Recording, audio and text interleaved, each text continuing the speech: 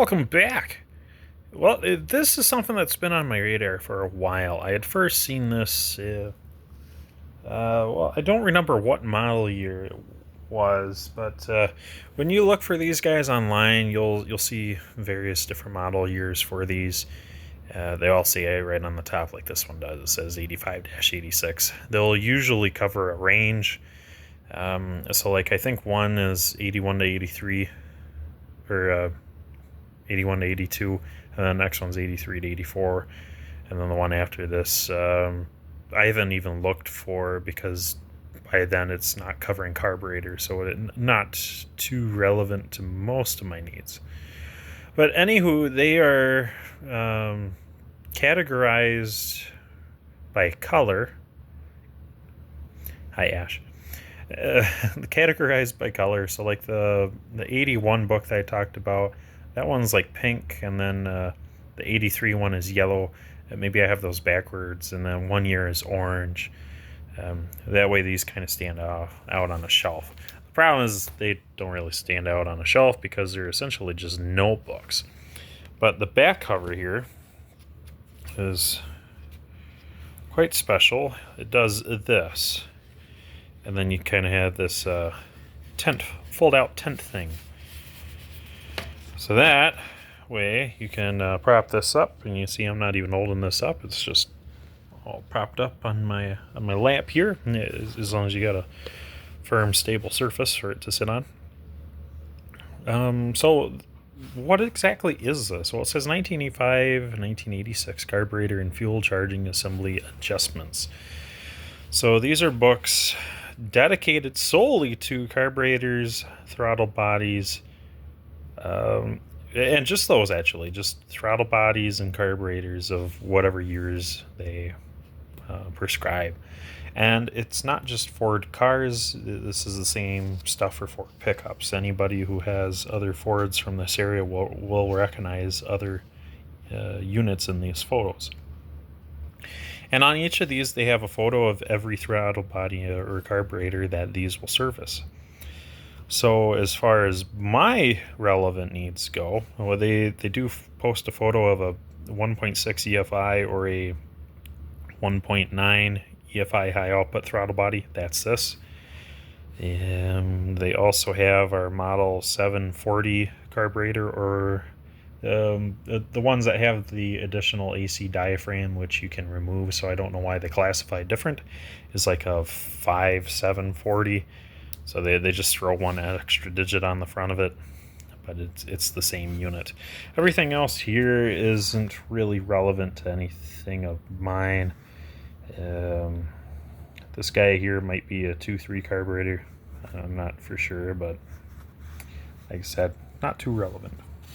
Well, what exactly is this? It's kind of a training manual kind of thing, but it's done in the weirdest way, being it's like, a freestanding thing. But the nice thing is, if you were working in a shop, you could prop this up on your desk like such, and it would be of handy convenience. And it gives a brief, a safety forewarning, and then it gets down to table of contents, and it'll list all these different carburetors and throttle bodies that are within this. We're only going to focus on the CVH ones because that's all that's relevant on my page. But anyone who's visiting this video just to see what contents of these books are for other Ford cars, you're going to get the same amount of information out of this video. So there's our carburetor. Okay, you can see there's plenty of stuff going on there because this one just has so many vacuum functions. Next page, they list all the other ones, and they show the 1.6 and the 1.9 EFI high output throttle bodies side by side. They're more or less the same, enough that they can be interchanged on the vehicle. I believe the outside diameter here by your charge pipe is a little different, but nah. But all they offer for the throttle bodies on the most part is just curb idle speed adjustment, and they pointed out it's just a screw by each of these. Same thing with most of these other throttle bodies. Someday I will get the 87 book, or the 88 or the 89, even maybe even the 1990, because it's going to talk about the CFI throttle body for our CVHs, like it does for the CFIs found on some of these V6s and V8s. Next page here, we're kind of out of the table of contents. So, and that's what the last one was. You find the carburetor or throttle body you need, and it lists the pages you need to flip to. And we'll get into the page flipping in a couple minutes here. It gets a little weird, and you'll see why in a bit. But this page, they actually lay you out a whole bunch of templates here, so you could, under some decent light, you can trace these out against paper, make a paper template, and then make cardstock models of the paper templates you made, because those cardstock templates are going to be a lot more rigid and longevity wise a lot more reliable. Otherwise, you can make these out of thin steel or aluminum, without any kind of hassle. That'd be pretty handy. The only thing is this, it covers a wide variety of carbs. So I'm not going to guarantee that anything you make with these is going to be useful in every instance, but in the blue writing here, they label what they would be used for. The 740 carbs are just these guys for the most part. And these are just float level gauges, kind of go no-go gauges, as I'll call them that. So essentially, you're just making a stick, and you're trying to it shows you how to do it, but it's not very clear about it. You stick these sticks in there, and you're able to figure out your float height. Next section talks about fast idle cams.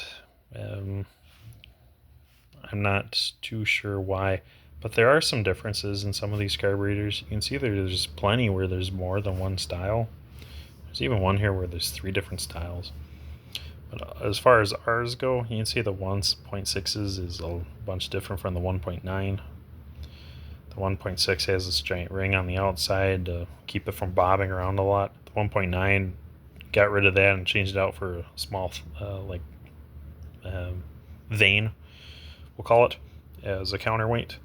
But then they also changed the profiles completely of these idle drops. So when the 1.9 came around, they made the most high fast idle is still the same between these. It's just how you set it, but it's number 2 and number 1 that differ a lot. You can see number 2 is a big step down from the outer, but on the 1.6 it's a smaller step, and the next one down is still even a smaller step than this one. That's kind of a pain in the butt with these 1.6 ones. You'll set your top high idle speed, but then as you ratchet down, you don't really know if you're on the second or first level. And then even still, your first is very close to whatever your idle is going to be. Because keep in mind, you will have... I'm pulling something to help illustrate things here. If you can imagine, this is attached to your throttle arm of your carb. So at its rest, it just does this. And then as you press the pedal, it curves out and away and slowly comes back in. And then this is an adjustable screw, so you can tune it in and out. So in its natural setting, it'll be resting on the high idle until your engine is warmed up, the choke relaxes, and then it'll still stay pressed here until you press the pedal. Then this will come out, but then this whole wheel will drop down. So as that happens, as you pull out, you're letting it drop down. It'll go down to the next one unless it's warm enough. Then it'll keep spinning, and then you'll go down to the next one. Go down to this open spot here. But the problem is this is the last step. Essentially, this level right here, where your warm idle is only going to have it about here. So a lot of times you can't discern any kind of difference between that that lowest step, and then having just your normal warm idle. It really is a pain in these 1.6 carbs, and it seems to be slightly improved in these 1.9 ones, but again, how much? I haven't played around with it too much. It's something I'll be finding out as I start using more 1.9 carbs. Okay, so here's where things get a little hairy here. And this kind of illustrates why you want to be reading the table of contents first, because now you're actually in the book. You get a little bit of tutorial on adjusting limiting devices, but this is actually towards the end of the book. Here you can see we're upside down, but this would say page 86. That should be the last page in the book. But this is kind of the last identification chart. It'll just quick show you each of the different choke types, the electric chokes. So at this point in time, Ford had kind of unified everything. They look a lot different than the earlier ones. And then we're finally getting into each of the specific models of carburetors. So we're going to go back a bit. We're going to pull up the table of contents here and go to our relevant carbs. You know what? Let's start with the throttle bodies. So we'll go to 63, but I'll take a look at the carb just so I know what pages those start on here. So the carb we're looking for, 18. So we'll go to 63 and then we'll buzz over to 18. So this is how this works. We scroll down and down and down. You can see we're at 6, but the flip side was 70 something. Now we're at 22 with the flip being 60 something. So actually we're pretty close here. Now the flip side is 64. Flip side is now 63. So we'll flop that down and we'll spin this over.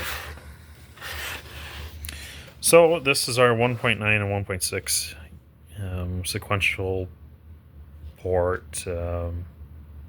Actually, we should just say port injection or multi-port electronic fuel injection throttle bodies. Boom, there we go. The problem is it doesn't really talk about much as far as the diagram go. It just labels your intake intake speed adjuster, or IAC, which is what a lot of the modern Fords will call it. Intake air control, maybe that's the abbreviation for it. And then I'll point out this adjustable idle stop screw, which most cars, the EPA had made them jam those up once they're set at the factory, strike them real hard with a hammer. Now they're no longer adjustable. Now, once was a time they were adjustable. And it talks about how to go about doing it. It's handy because you'll know how to do it. The problem is you won't know what to set anything to. These are very good in the sense that they perfectly identify whatever you're trying to adjust or possibly diagnose. And then they show you, they tell you in text how to do it. The problem is they don't know what to do. They don't tell you what to do it to. Like, I can show you how to perfectly run a microwave, but what if I don't tell you, what to be cooking your food to? This is exactly like that. They show me all the buttons on the microwave. They tell me how to be using it, but they don't tell me what to set it to. That's the problem here. And this is only the throttle body. So wait till we get to the carburetor section where some details could actually be extremely helpful and we don't get them. So if I just flip it back on over, coincidentally, we're knee deep in the 740 carburetor section. We'll just go back a few more pages. It's like I said, it starts on 16. So like my grief with the throttle body is it doesn't tell you what RPMs to set them at. for your warm base idle. They tell you how to get there, but they give you no numbers whatsoever. Okay, here we go. We're at page 16, and it's not showing me the right carb, so we'll go down to the next one. Okay. Huh, it's still wrong. What's up with that? There we go. Maybe I misspoke or misread it. It should be 18 instead of 16. Anyways, we are here, and that's that idle, fast idle screw I was talking about. You can run it in and out, and depending on how far in and out you have it, at what temperature this electric choke is at, will dictate what cam lobe it's resting on, which dictates your idle speed. Assuming you're at fast idle speed. Once this is up to a certain temperature, it just drops down all the way. You're at your normal warm idle, hot idle speed, however you want to call it. So they, like I said, they do a great job of pointing out each of the little intricacies in photos, and sadly, these are kind of the only diagrams, two-dimensional mechanical drawings that they show. It's just these fast idle cams. They don't really give you much else, but you'll see that for yourself soon. And they talk about it. They give you, again, a progression to follow and where to be touching, but they don't tell you what to set anything to. That's the big problem with this book here. All right, next page. So now we're at curb idle speed adjusting. So that's what the warm idle is, or hot idle would be, is once your choke cam has dropped down all the way, you're now at your base idle. And at that point, if you have to feather the pedal to make the car run, you turn this up. That is your idle speed. And that's what it says it is. But the problem is all it gives for specification, what to be setting it to. Refer to vehicle control information on engine decal. Useless. That stuff is not on the engine decal. The engine decal is a sticker, or actually, if we're going to get technical, it's a pair of stickers on the timing belt cover of our cars. One of them simply has a small little chart of pointers that show what you want to be lining up your timing light to, so you make sure that you're getting proper ignition timing. The other one, it's got nothing but a whole bunch of manufacturer information on it that we can't interpret, and even if we did, none of it's relevant. It's all about the day the engine was made. The engine was made on X assembly plant, on X conveyor belt, with X emissions in mind. That it's got no kind of information on what you need to be setting things to. The timing sticker won't even say, hey, try to set your timing to 8 degrees base advance. No, you don't even get that. So it's particularly useless in this instance. And when you talk about the dash pot here, for me, they never ever do anything, so I simply remove them. But there is a measurement to be making, but they don't say what it is. So, good. We got that taken care of. And it talks about what kind of symptoms you can be having if it's set wrong. Again, they don't tell you what to set it to. Go to the next page. We got a few more functions here. ISC, that would be this thing. Not too many cars have this, actually. Idle speed control. That's what the ISC stands for.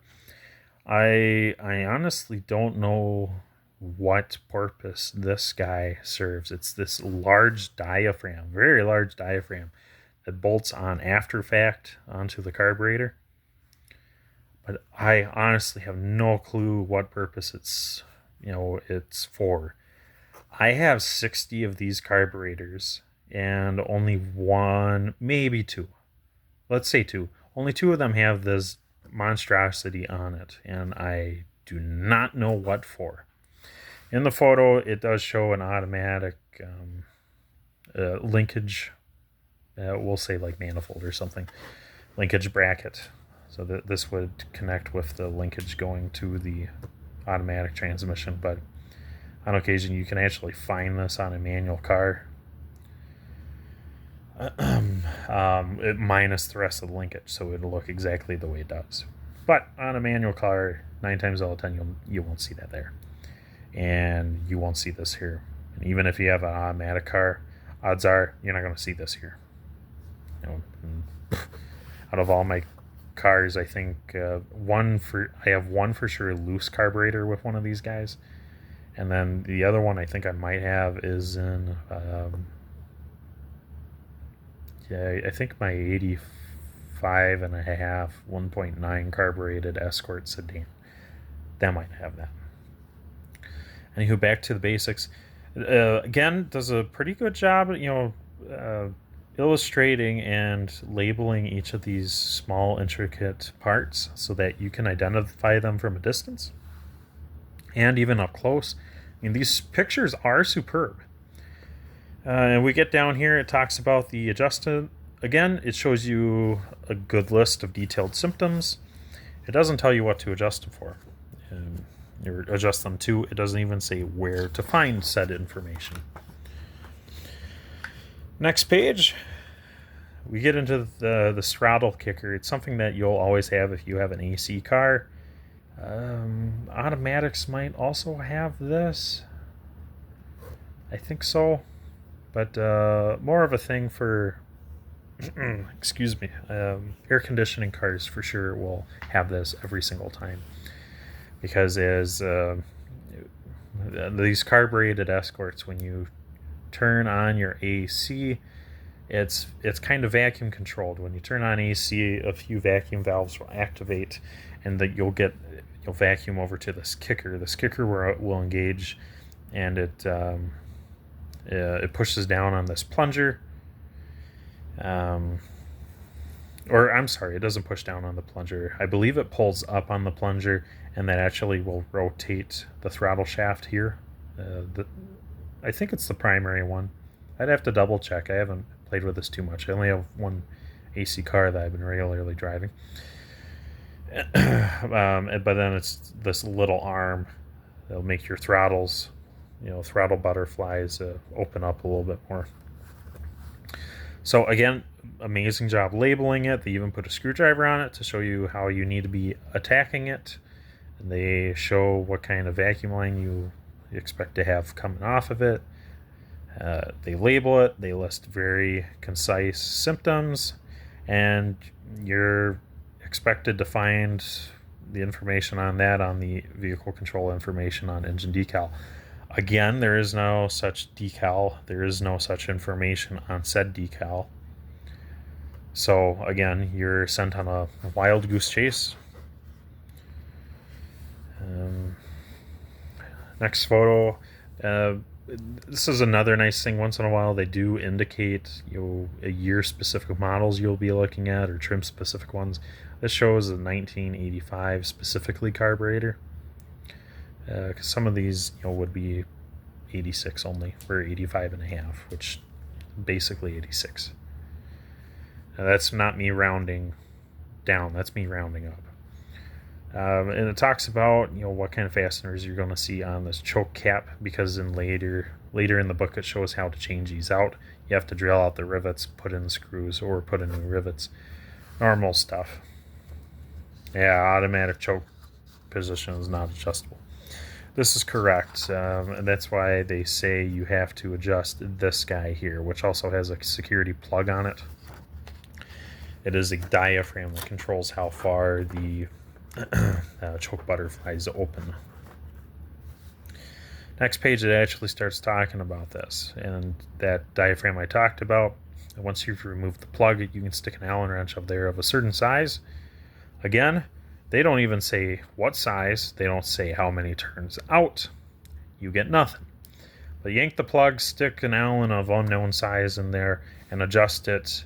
In most of these diagrams, they show you which way adjusting does what on the other end of things. So like normally this would say turn clockwise to start choke sooner, something like that. It's just in this one particular photo it doesn't. You'll see more later.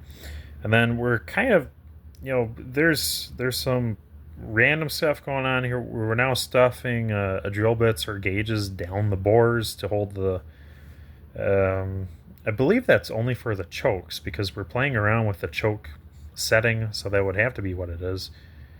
But yeah, here you go. When you turn this left to right, it's going to run this rod in or out, which makes your chokes more or less open at full. It talks about how to do it. Doesn't say what to set it to. We don't know what the drill bit size is. We move on. Next here, we're still on the same thing because we didn't make it clear at all before, but now we finally get that diagram I was mentioning. It's just they do a bunch of photos so that each photo isn't getting cluttered with a million different bundles of text here. You can see this one's very simple. It has a hand with the Allen wrench going into the thing, and it points out, hey, this is the screw that we're adjusting. Here's what it's called. This is what you need to expect it to do, and making these adjustments in these directions, that's what you're going to get out of it. Again, gives you some symptoms, and it gives you some pretty good tips and hints. That's the great part. The problem is, again, there's zero specifications. They're not giving you any numbers whatsoever. You get nothing. You get directions. You don't get numbers. From why, I don't know. Now we're getting on to the float height, and again, I do not understand why they do not provide a measurement for this. They say refer to a gauge. This is probably that one they were talking about at the beginning of the book, but we wouldn't know because it doesn't say. So we're really left in the frickin' dark here. But hold the top lid of the carburetor at about 45-degree angle, and then your floats will kind of like bounce off of their spring-loaded seat. And as soon as they're done bouncing, you simply measure the bottom side to the mating surface of that carburetor's top lid, and then that's your float height. You can bend this tang to adjust that. This tang here is for float and drop. They'll talk about that in a page or two. Again, it gives you a beautiful description of what kind of symptoms you'll have if something's out of adjustment. And then they give you very good notes, like, be careful separating the top half of the carb from the bottom half, because the gaskets that are usually on these things, they overhang the floats a bit. So if you're trying to pull this top lid off, you have to be very careful, very slow, and work your finger around the gasket. Gasket needs to come up with this top lid. Okay, that's important. If it doesn't, like this says, you can actually end up bending or breaking your float, as well as breaking your gasket or tearing it, And then there's a few other bits of information that are pretty important. But again, not a single number in sight. Okay, here it's actually talking about the float drop. This is the only number you will see in this video. This is the only measurement for this carburetor in this entire book. It says measure it here. This is that float drop I was talking about. But if you can imagine this tilted more like this angle, and then your measurement from down here to where it's touching what would be the top of the float, but the flat part of the float, that would be your float height. But here we have the carb right side up, and it goes down X far. That is our float drop. And talks about adjusting that, and it gives some symptoms.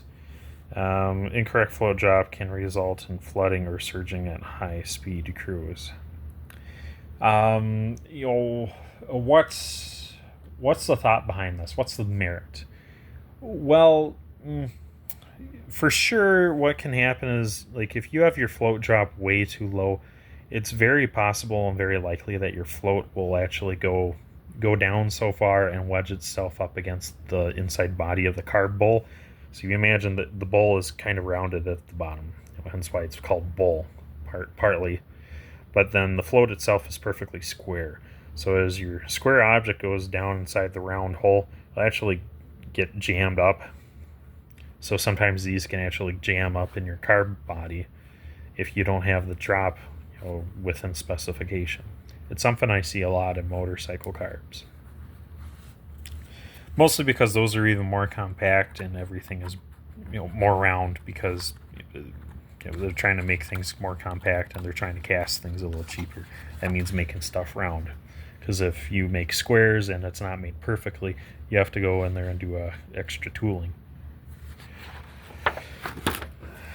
Next page here, it talks about some of your final adjustments as you're reassembling the carb. Nothing too crazy. They give a couple symptoms of what poor fast idle adjustment, or what I call high idle adjustment, will do to it. And then it's this one's kind of funny. You don't really get to see the screw. It's right here for your fast idle adjustment.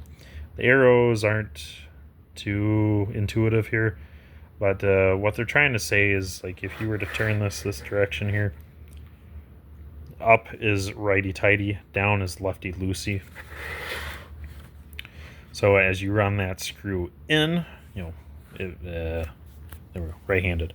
As you run the screw in, you're going to open up the throttle more. If you run that screw back out, you're going to close that throttle. That's what this whole shape is here. You have your primary throttle, and then there's a set of staggered linkages here, so that the second throttle blade is progressive, not synchronous. If both of these open and close at the same time, they'd be synchronous, but they're progressive. So this one will open, and then a little past halfway open, this guy will pretty much open. Like 100% of the opening on the right equates to 50% or less of the left in this diagram. And it talks about symptoms. Yep, you will have issues. You will have issues. But again, it gives you no kind of numbers or figures, nor does it refer to you any place where you can actually find those. And that ends the section on our carburetor. It's disappointing is the right word for it. That's that float gauge I was talking about earlier. 6.5 millimeters across this direction versus the 1.9s. It's 7.5. So, yeah. But again, they did not make that apparent. All it said was use gauge. Which gauge and how?